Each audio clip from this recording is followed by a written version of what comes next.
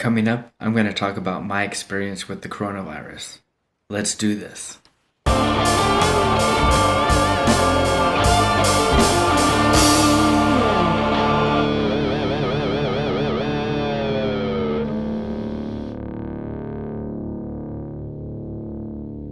right, I'm going to tell you my coronavirus story.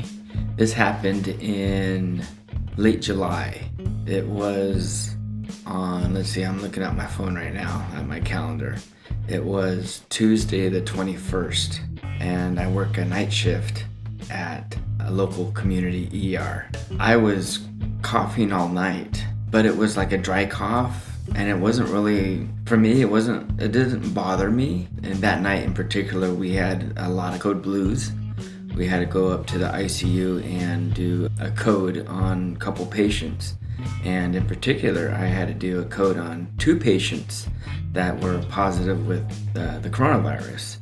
And my role as an EMT is I do compressions on the patient. I know that with these 2 patients having coronavirus, even though we were wearing all our personal protective equipment, that patient was still hooked up to a ventilator, and all the air that the patient breathed in and out, it was still going out into the room. I had to do compressions on both of those patients, and unfortunately, they both died. But that night in particular is when I started feeling my symptoms.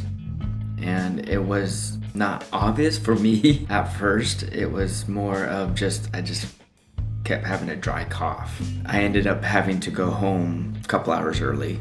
We worked the 12-hour shifts there, so they're long. But I ended up going, home 2 hours early. But what set it all off was one of the doctors who noticed that I was coughing, had a dry cough, and she said, I think you need to go home and get tested for the coronavirus. And I said, oh, okay, sure.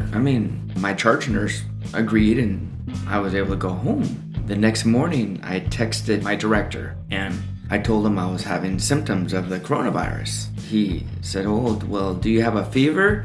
And I said, no, I don't have a fever. And he said, okay, well, check your temperature again tomorrow. So this was Wednesday morning when I initially contacted my director of the ER. And it was the next morning, Thursday morning, when I rechecked my temperature. And at this point, it was 104.3. And so I texted him and I told him, hey, I have a temperature of 104.3. And he said, okay, well, call employee health and do what they tell you to do. And I said, okay. So that morning, Thursday morning, I called employee health and I told them, I'm showing symptoms of the coronavirus. What should I do? And the person that I spoke with said, oh, well, call the ER and tell them that you need to be tested for the coronavirus, and they'll tell you what to do next. So I called the ER and I said, oh, I'm showing symptoms of the coronavirus. What do you need me to do? The charge nurse at the time told me, come drive up to the ER parking and let us know when you're there, and someone will go out and perform the test on you. So I did that. And when I got there, I let them know I was there. And one of the RNs that I've known for a couple of years came out and was surprised. Like, hey, Justin, what's going on? And I told him he knew what was going on, but he was like, wow, I'm surprised to see you. Kind of, because this was still at I don't want to say at the beginning stages of the employees getting the coronavirus, but it was kind of like, we had a couple employees that had the coronavirus, but it was still kind of like odd to see your fellow employee going to work and getting tested for this, because it was still kind of in the beginning somewhat. So anyway, he had the swabs that they used to test for the coronavirus, and he had to put a swab in each of my nostrils. And ooh, wow, man. When he did the first one, and it was surprising, very odd feeling. And then he did the other nostril, and then that was done. I thought to myself, man, that was the worst, the most uncomfortable feeling. It literally felt that like someone put something in my nose and touched my brain. It feels like it, because they have to go in there deep.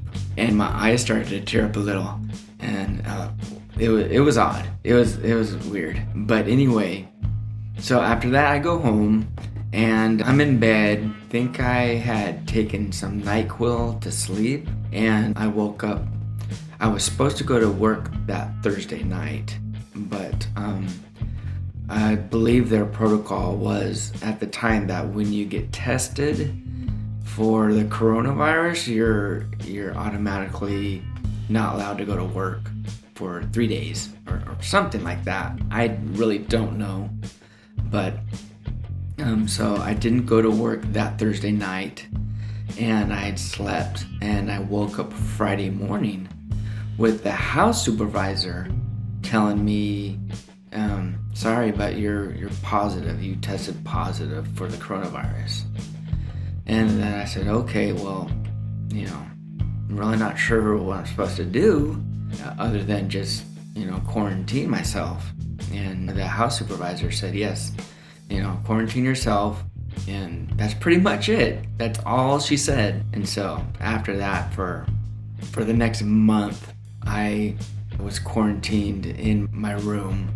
I felt like I had gotten it pretty bad. I had really bad symptoms. My body ached. I had a lot of diarrhea, sweating a lot. I guess so with my work's protocol, I was supposed to return back to work. I don't remember if it was 10 days. So they wanted me to, I do remember, they wanted me to go back to work in 10 days. But during the time that I was being quarantined, I got a call from someone from California. I don't remember who it was. I don't even know who it was. But they told me, no, you're not supposed to go back to work for 14 days. And either way, I still went back to work when my work told me that I was supposed to go back, which was only between 10 and 14 days. And by this point, I was probably at my peak worst. I was so bad. And so I took my shower, got dressed, got ready, went to work. Before I went to work, I told my wife, we'll see what they say, but I might be coming home pretty soon. So I went to work, clocked in. My charge nurse looked at me and she goes, you look horrible. And I said, I feel bad. And I was moaning to myself, and I just felt really bad. She said, go home. And so I went home. I believe this was a Sunday night. So I went home. I believe someone called me, or I called someone from work, and I said, I'm still sick. And they're like, well, you're supposed to be at work. You're supposed to go to work. They're kind of like demanding, you have to go to work. I'm like, well, okay, I'll go to work my next shift. So I went back to work my next shift, which was a Tuesday night. And I still felt horrible. I felt really bad. So I went back to work. My charge nurse that night, who was a different person, said, you really look bad. You need to go home. Even the doctor, both nights the doctors as well, said, you look bad. You need to go home. And I said, well, if I go home again, I'm going to get yelled at by whoever it was that called me the first time and told me and demanded that I needed to go to work. So they said, well, go home. The next morning, they said, go home tomorrow, come to the ER as a patient, and you're gonna probably talk to the doctor who is on at the time and see what they tell you to do. And I said, okay, that's fine. So the next morning, and remember, like, these 2 nights that I went to work and the morning that I went to the ER again, I felt like crap. I didn't even feel like going anywhere. My body ached. I had a lot of trouble breathing. Anyway, I went to the ER on Wednesday, and I spoke with the doctor, who's a good doctor, and now I know him. I've worked more with this doctor, but at the time, this doctor was fairly new to working at this hospital. And he looked at me and he's like, well, what do you want to do? And I go, I don't know. And the nurse that was taking care of me said, well, to the doctor, if you want, you can write a note for him to stay home for an additional 2 weeks. And the doctor looked at me and said, well, is that what you want to do? And I go, I guess. I mean, I'm hoping that's what will help. So he wrote me a prescription and a note. So I got the prescription for like a muscle relaxer and pain meds. And so I did that. I went home and I told my family, well, I'm still in quarantine. I need to stay at home for the next couple of weeks. But to go back on for the first night that I went back to work, where I was still feeling really sick, when I went to work and they told me to go home, when I came home, my poor wife was scrubbing the walls in our bedroom with bleach and thinking that everything was okay, because during the whole time that I was quarantined, she was sleeping on the couch in the living room and I was in the bed in the bedroom. And also I didn't eat hardly anything for the first 3 weeks of my being sick. I believe I lost between 20 and 25 pounds. Before the coronavirus, I weighed about 180 to 185. And I'm not tall. I'm around 5'8", 8.5 on a good day. So I lost about 20 to 25 pounds. I believe I weighed about 160 when I went back to work, between 155 and 160 when I went back to work. So I stayed home for an additional 2 weeks. I believe I went back to work the last week of August. So I was out for a whole month. And I remember it was probably 3.5 weeks in where I realized where I actually ate a whole meal. I was able to eat a whole meal. What I had to do was just I couldn't eat, and it's not like I would throw it up, because I didn't throw up during the whole time that I was sick, but I did have a lot of diarrhea. I drank fluids. It's all I can do the whole time is drink fluids. And funny enough is I ate popsicles. That's what kind of kept me going for 3 weeks.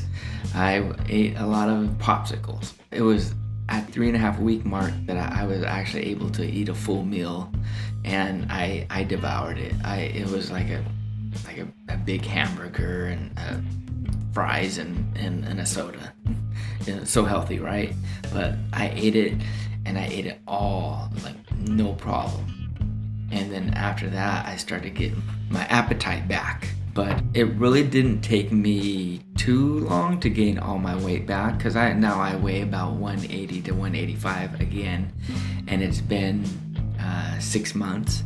But it only took me about a month or two to get my weight back. But I still feel like my energy has been drained.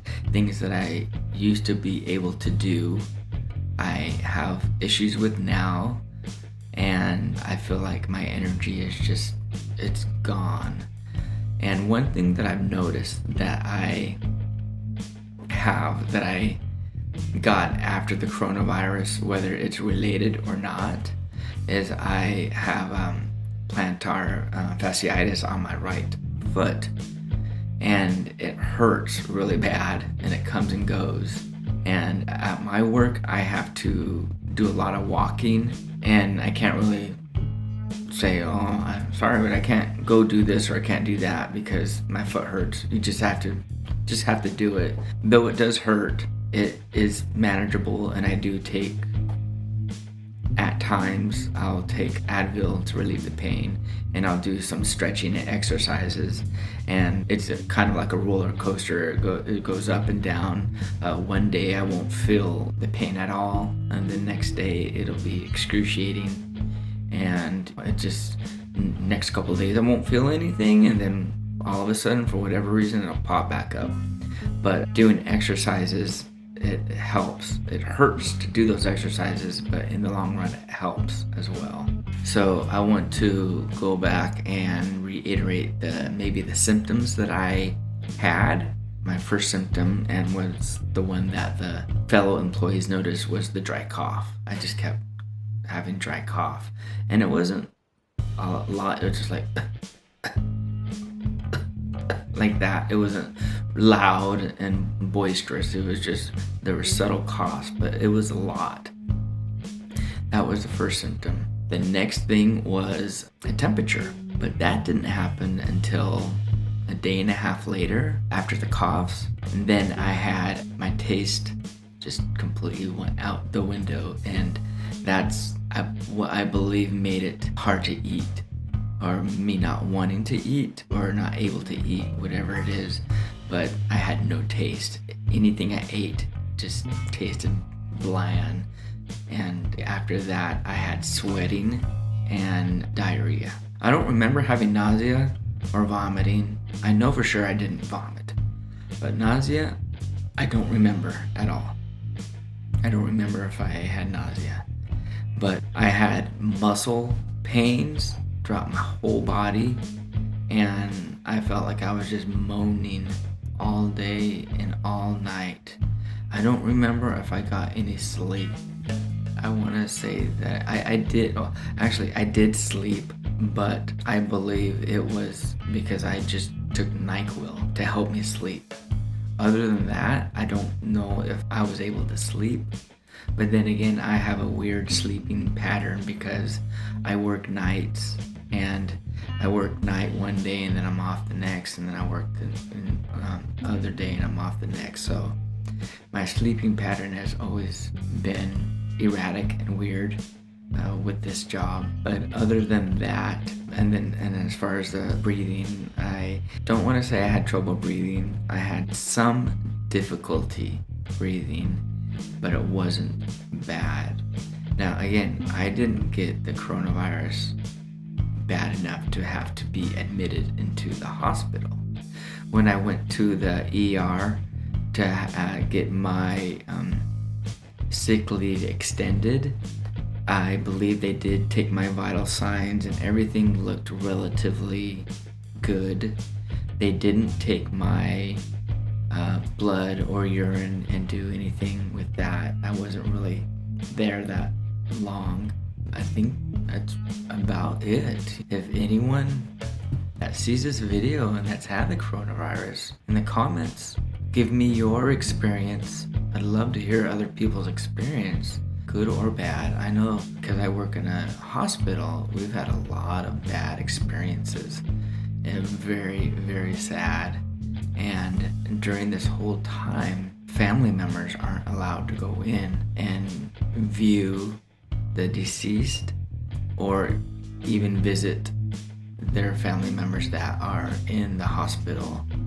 And so it's really tough and really sad. It's just a real test of everyone's will this time right now. So I've also received both of the vaccines, and I haven't had any reactions from them.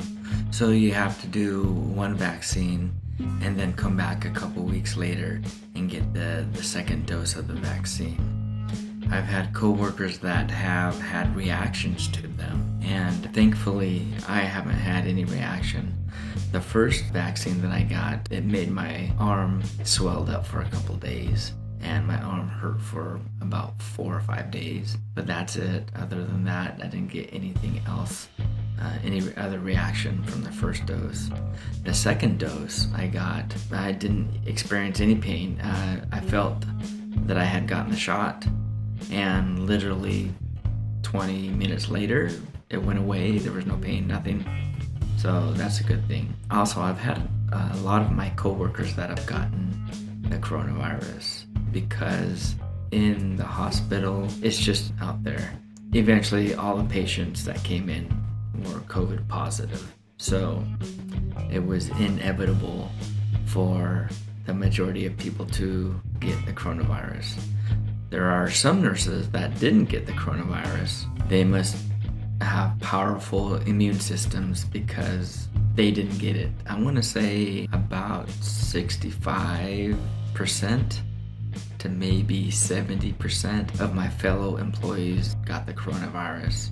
Some had very mild symptoms, whereas others were like myself, and then others were even worse that had to be admitted to the hospital for a while. But it was about 65% to 70% of the employees that I worked with that had gotten it. All right, everyone, thank you for watching. I appreciate it. I have to do this, the cliche. Please click like and subscribe. Peace and love. Thank you so much.